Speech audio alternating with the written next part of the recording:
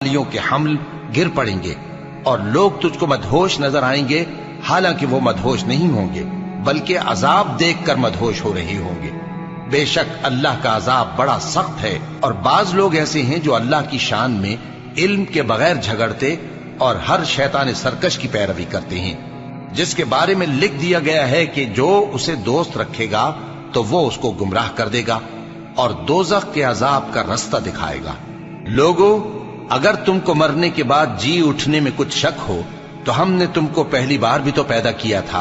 यानी इब्तिदा में मिट्टी से, फिर उससे नुतफा बनाकर, फिर उससे खून का लोथड़ा बनाकर, फिर उससे बोटी बनाकर जिसकी बनावट कामिल भी होती है और नाकिस भी, ताकि तुम पर अपनी खालिकियत जाहिर कर दें। और हम जिसको चाहते हैं एक मियाद मुकर्रर तक पेट में ठहराए रखते हैं,